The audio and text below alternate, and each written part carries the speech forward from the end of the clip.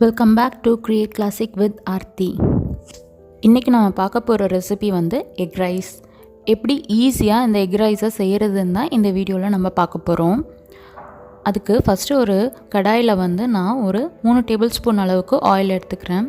அதுக்கப்புறம் 3 கிராம்பு, கொஞ்சம் பட்டை, அப்புறம் ஒரு பிரிஞ்சி இலை, இது எல்லாமே வந்து எண்ணெயில் பொரிய விட்டுக்கலாம். இப்போது வந்து இதில் வந்து நான் 1/4 டேபிள் ஸ்பூன் அளவுக்கு சோம்பு ஆட் பண்ணிக்கிறேன். அப்புறம் ஒரு கொத்து கருவேப்பிலை, அப்புறம் 2 பெரிய வெங்காயத்தை வந்து நான் பொடியாக நறுக்கி வச்சுருக்கேன். அதையும் நம்ம வந்து இது கூட ஆட் பண்ணிக்கலாம். ஆட் பண்ணிவிட்டு நல்லா இதை வணக்கி எடுத்துக்கணும். பாருங்கள், வெங்காயம் நல்லா வதங்கி வந்துடுச்சு.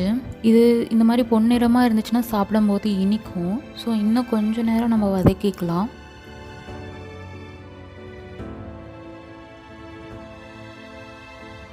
இப்போது இந்த ஸ்டேஜில் நான் வந்து ஒரு 1/4 டேபிள் ஸ்பூன் மஞ்சள்தூள், அப்புறம் 1 டேபிள் ஸ்பூன் வந்து மிளகாய்த்தூள், அதுக்கப்புறம் ஒரு 1/2 டேபிள் ஸ்பூன் வந்து தனியாத்தூள், அப்புறம் கொஞ்சம் கரம் மசாலா தூள், இது எல்லாத்தையுமே ஆட் பண்ணிக்கலாம்.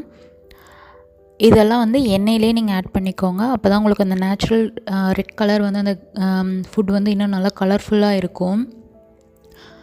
ஆட் பண்ணிவிட்டு நல்லா மிக்ஸ் பண்ணி விட்டுட்டு, இப்போது வந்து நான் 2 தக்காளி வந்து ஃபைன் சாப் பண்ணி வச்சுருக்கேன். அதையும் உள்ளே ஆட் பண்ணிவிட்டு நல்லா வணக்கி விட்டுக்கலாம்.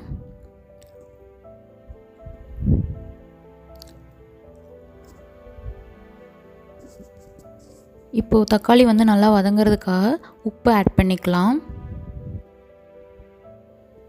இது வந்து தக்காளி வெங்காயத்துக்கான உப்பு மட்டும்தான் நான் இப்போதைக்கு ஆட் பண்ணியிருக்கேன்.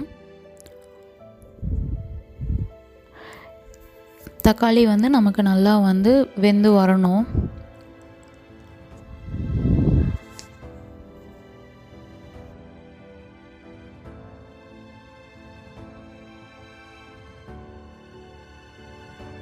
பாருங்கள், இப்போது நல்லா வெந்து வந்துடுச்சு. தக்காளி எல்லாமே நல்லா கிரேவி வந்து நமக்கு நல்லா திக்காக இருக்குது. இப்போது எண்ணெய் வந்து தனியாக பிரிஞ்சு வந்துடுச்சு பாருங்கள்.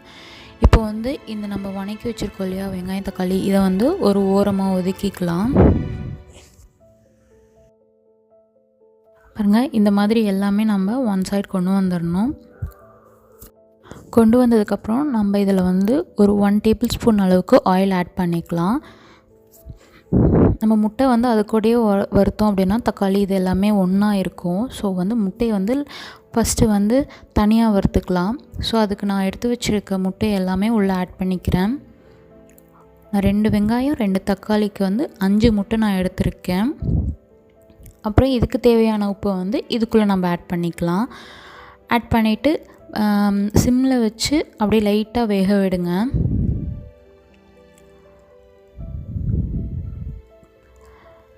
நல்லா இந்த மாதிரி ரொம்ப ஃபுல் வச்சிங்கன்னா தேஞ்சிடும். அதனால் சிம்மில் வச்சு அந்த பக்கத்தில் இருக்க கிரேவி கூட கலக்காமல் ஃபஸ்ட்டு இதை மட்டும் நல்லா பீட் பண்ணி நல்லா இது கலந்து விடுங்க.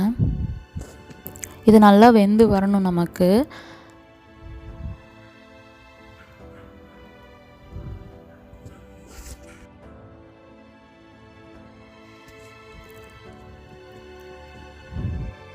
நம்ம ஃபுல் ஃப்ளேமில் வச்சோம்னா சீக்கிரமாக ஆகிடும். ஆனால் வந்து பார்த்திங்கன்னா ஒரு சாஃப்ட்னஸ் இருக்காது. அதனால தான் சிம்மில் வச்சு நான் வந்து உங்களை செய்ய சொல்கிறேன்.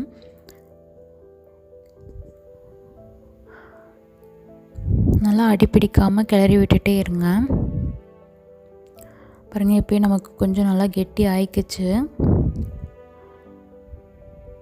இது வந்து லஞ்ச் பாக்ஸுக்கு அப்புறம் நைட் டின்னருக்கு இந்த மாதிரி செஞ்சு சாப்பிட்டோம்னா சூப்பராக இருக்கும்.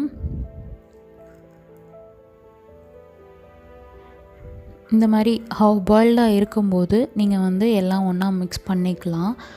மிக்ஸ் பண்ணி இப்போது இதை வந்து நல்லா கிளறி விடுங்க.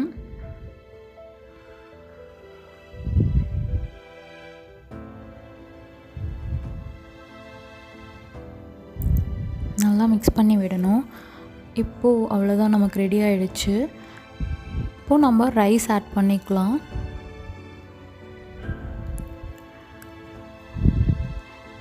எவ்வளோ ரைஸ் வேணுமோ அதை ஆட் பண்ணிவிட்டு நல்லா மிக்ஸ் பண்ணி விட்டுக்கலாம். இது ரொம்ப ஈஸியாகவும் சீக்கிரமாகவும் செய்கிற ரைஸ் தாங்க.